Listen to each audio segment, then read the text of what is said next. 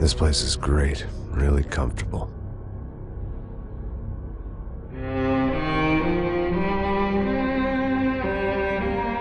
I'm just gonna get settled in. Time to move on. Get on with my life. Yes, absolutely.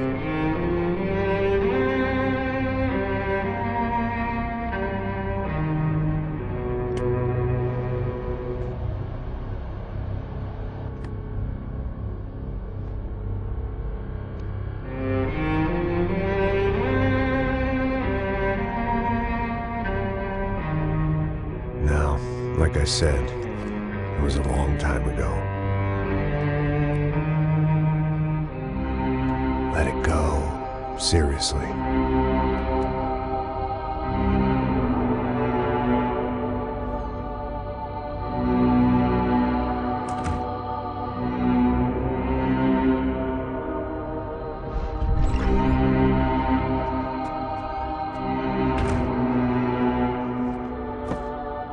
Definitely more my style than Panama, or Hoboken, I guess. No, if I'm honest, I just got kind of bored of boozing. I mean, once in a while, but not all the time. You're right, it wasn't doing me any favors. Maybe I'd lost my self-respect, but it's back. I'm excited, really. I really needed a new start.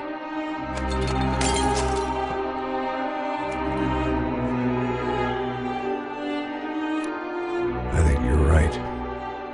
I think I am gonna like it here. It certainly ain't New Jersey.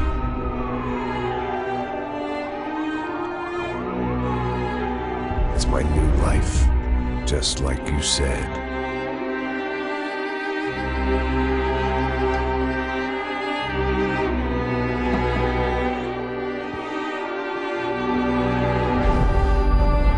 Listen, if you think I can still do a job, what have I got to lose? Apart from the weight. Very funny. Ha ha. Yes, that is a fake laugh, you jerk.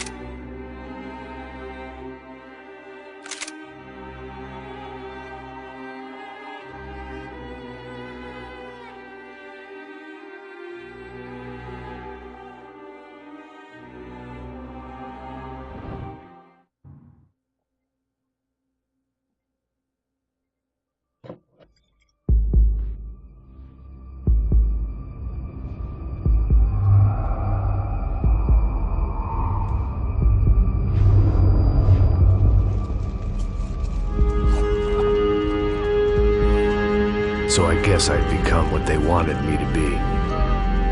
A killer. Some rent-a-clown with a gun who puts holes in other bad guys. Well, that's what they had paid for, so in the end, that's what they got. Say what you want about Americans, but we understand capitalism. You buy yourself a product and you get what you pay for. And these chumps had paid for some angry gringo without the sensibilities to know right from wrong. Here I was, about to execute this poor bastard like some dime store angel of death. And I realized they were correct. I wouldn't know right from wrong if one of them was helping the poor and the other was banging my sister.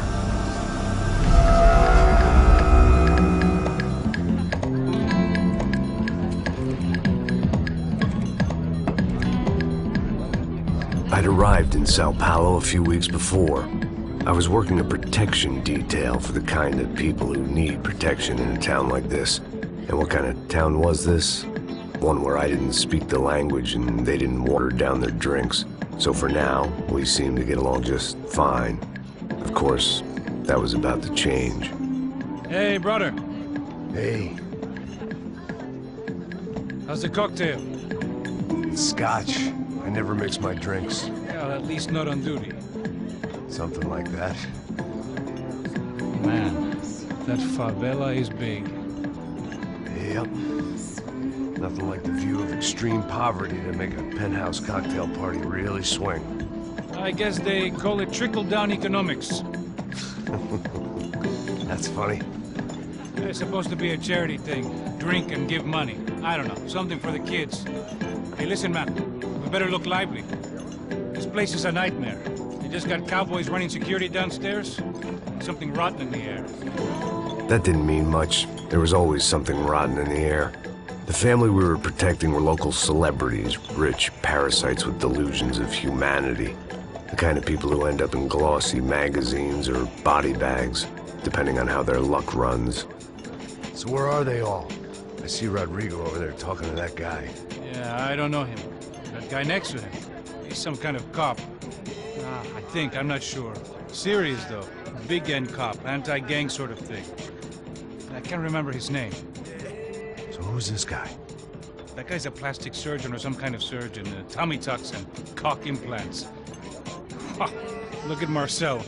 Still dances like a fool. Guess that's what a European education and a coke habit will do for Ricky Martin look alike. That's very funny, Max. Oh, excuse me.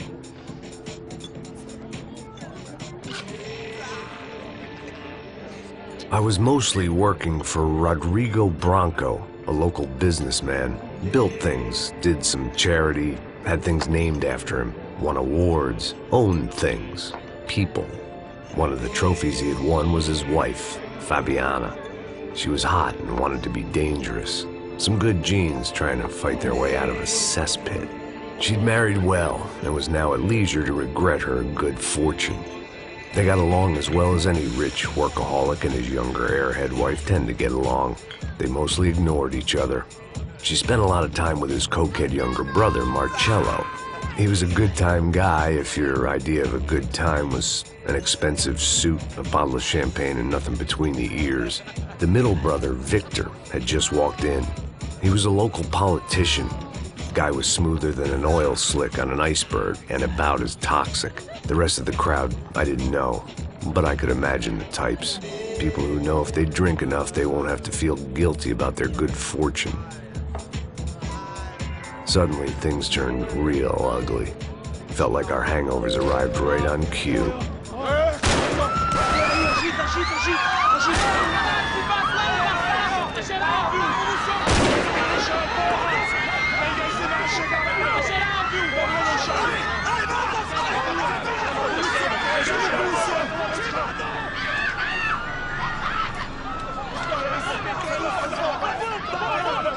Passos! What was that? I don't know what the fuck that was. Let's go. Things had gone from fine to fucked up in about a second, and now there were two idiots at the wheel. Clear. Got this floor? Sure. All right, look after yourself, bro. Stay safe. It wasn't my own safety I was concerned about, trophy wife or not. I'd said I would protect the girl. I hoped I hadn't lost my edge. along with everything else.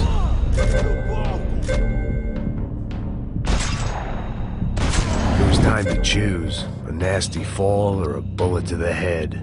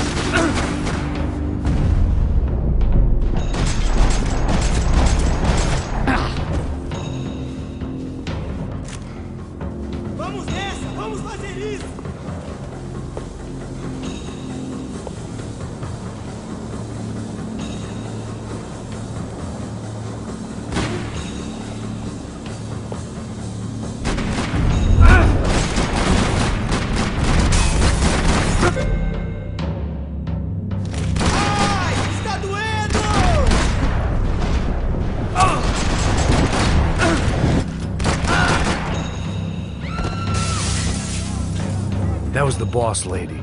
Only this time she wasn't calling for more vodka in her Cosmo.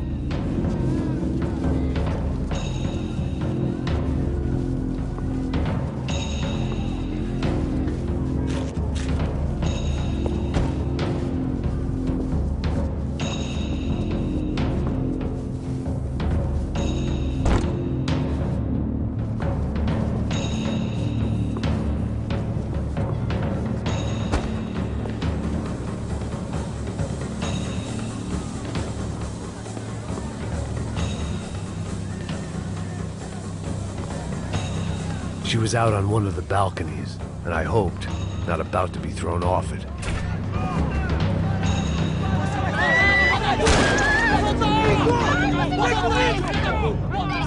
Don't be stupid! Don't be stupid! Let her go! Let her go! Come on! It might have been stupidity or drunkenness, or maybe both. But before I knew it, I was back taking insane risks, trying to save fallen women.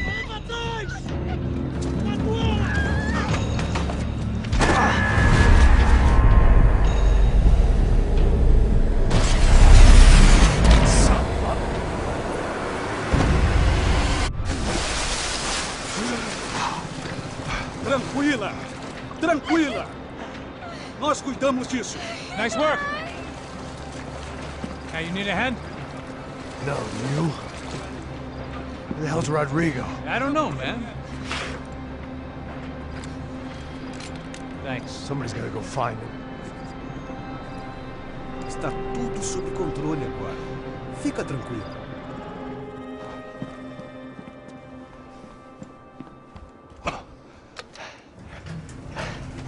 I imagined the elevator doors opening to a firing squad of muzzles. As far as I could see it, the one thing my plan had going was that no one else would be stupid enough to pull this move.